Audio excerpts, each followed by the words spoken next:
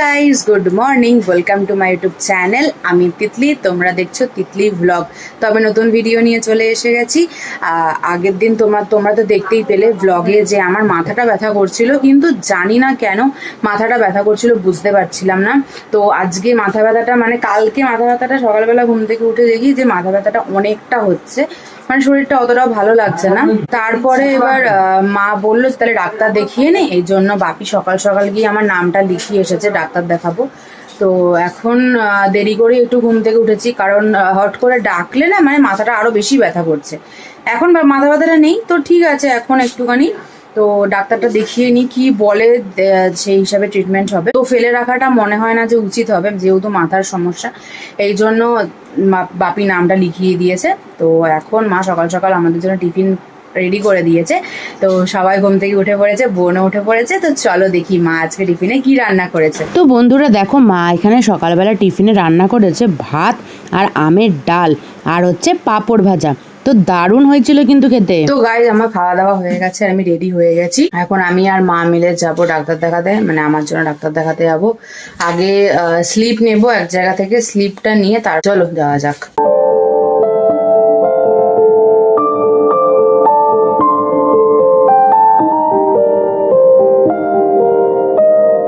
আমি স্লিপটা নিতে চলে এসেছি আর এখন বসে আছি।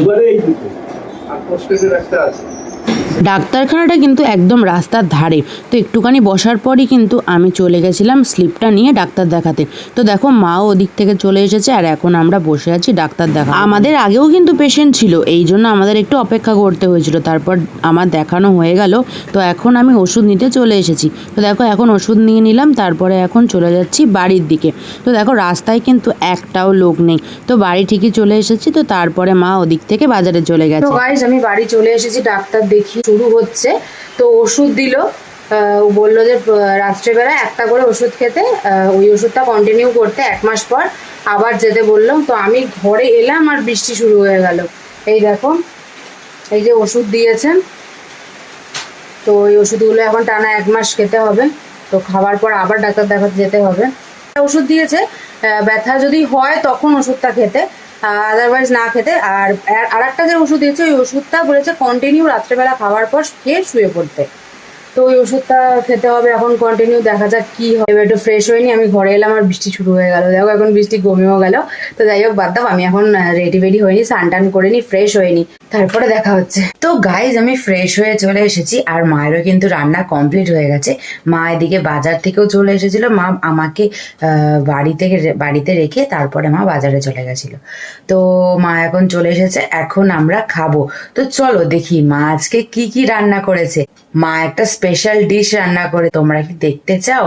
তাহলে চলো দেখাচ্ছি। তো দেখো এখন খেতে বসে পড়েছি আর মা এখানে রান্না করেছে যেই স্পেশাল জিনিসটা, সেটা হচ্ছে পাঁপড়ের তরকারি। আর এই শশাটা দেখছো, শশাটা কিন্তু বোন কুচি কুচি করে কেটে স্টিকের মধ্যে দিয়েছে।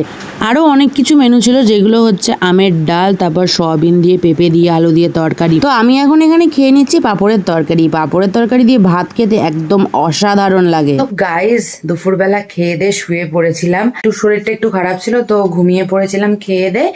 আর এখন উঠে পড়েছি, এখন যাব জিমে।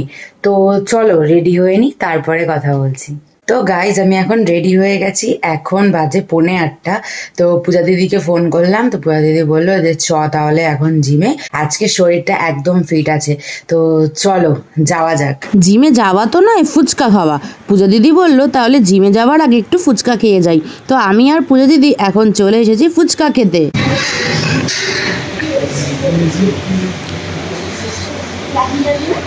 আমরা এখন চলে এসেছি জিমে, এবার ব্যায়াম শুরু করব। তো চলো।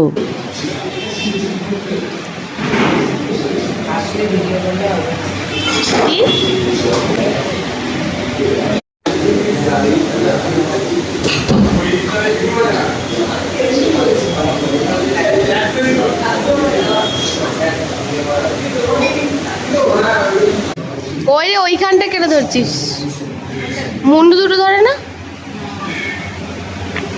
এইবারে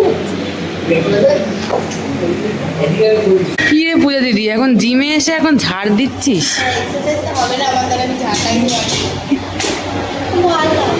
আমি এসে শুধু চ আর চ, জিম করতে ইচ্ছাই করে না, বলি কত জিম কর জিম কর, জিমই করে না। দেখো আমি কত জিম করলাম, প্রায় 1 ঘন্টা ধরে জিম করে যাচ্ছি, সব এরা কিনা জিমই করছে না। বলছি একটু জিম কর, 1 বছরের টাকা দিয়ে ফালতু ভর্তি হয়েছিস,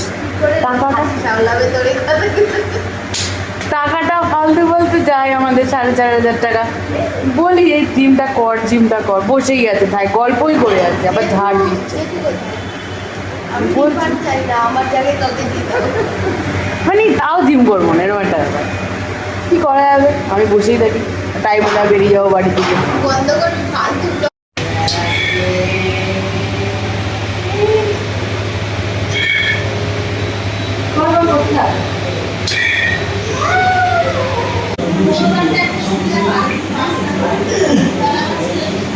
যেটুকু পারলে দেখিয়ে দিতে।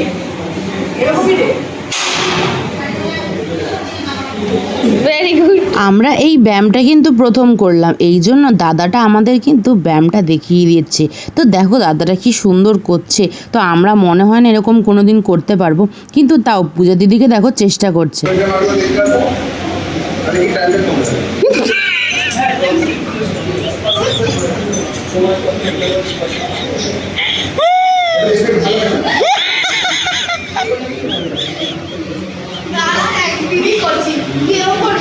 ও প্রথমই করলো,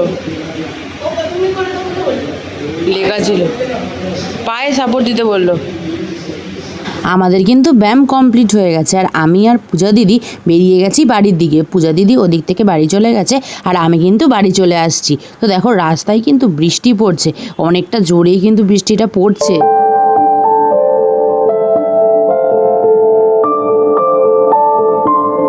তো গাইজ আমি এখন বাড়ি চলে এসেছি। বৃষ্টি পড়ছিল রাস্তার মধ্যে, মানে বৃষ্টি পড়তে শুরু করে দিয়েছিল, এই জন্য মানে তাড়াতাড়ি করে চলে এলাম, এই জন্য বেশি ভিডিও ক্লিপ নেওয়া হয়নি।